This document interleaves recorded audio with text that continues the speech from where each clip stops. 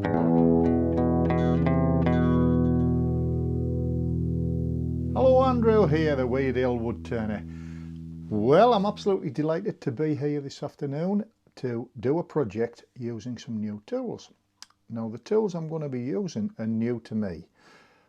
One of them I've already had for a long time, but the other two that I'm going to be using are new to me, and I'm going to do a project with these particular tools based on an article that I've done for the September issue of the Woodworker and Wood Turner, or the Woodworker and Good Woodworking. That's the magazine, and the actual article is called the Fairy Pixie Bowl.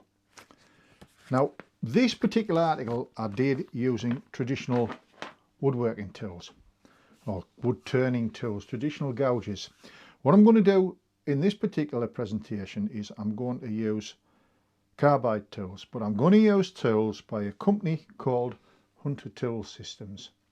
I actually met Mike Hunter round about the 2010-2011 time, and I bought myself a Badger number 5 Hunter tool, and the reason I bought it was because I'm well known for turning hats, and I decided I would use the tool to be able to cut the top of the hat on the inside of the hat to finish the top hats off, because I wanted something that was strong enough over the actual tool rest to be able to finish the top of the hat nice and neatly, and it served me very, very well.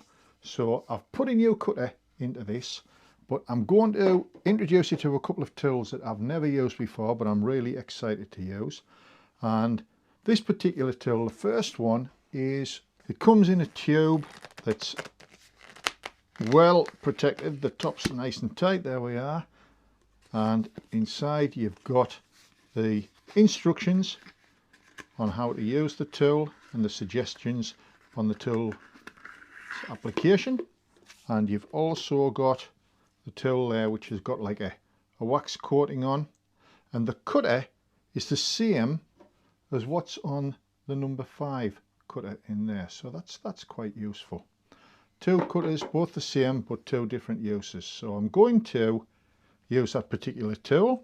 I'm going to hold that tool in a Hamlet long handle like that, so the tool itself will be nice and secure in the Hamlet long handle. I'll pop that into there, and then I'll just secure it with the actual, I might as well do it now while we're talking, with the actual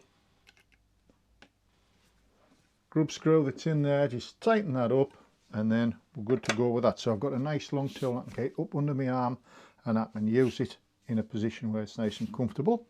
And then the other tool that I'm going to use is the Hunter Viceroy, 1/2 inch Viceroy. So we're going to use that as well. And again, the tools there, I'll be careful when I take it out of here.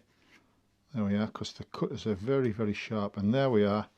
That's the Viceroy 1/2 inch. So I've got the Badger, and I've got the Viceroy, and I've also got the big one. The wood I'm going to be working with is English yew. So there's the piece of yew that we're going to start off with, and I've already pre-drilled it so as it can go straight into the jaws of the chuck, and we'll start using the tools to create the curve of the bowl on the outside.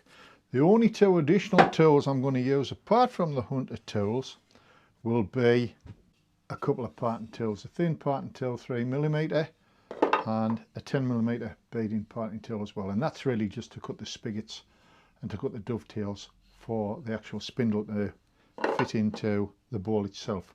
So we'll make the bowl, we'll make the spindle to go with the bowl, and then I'll make one mushroom, but I do them in sets of 4 mushrooms in the Pixie Fairy Bowl, which will look like this. Let me find it in the magazine again. So that's what we're going to make: 4 mushrooms and a bowl on a pedestal.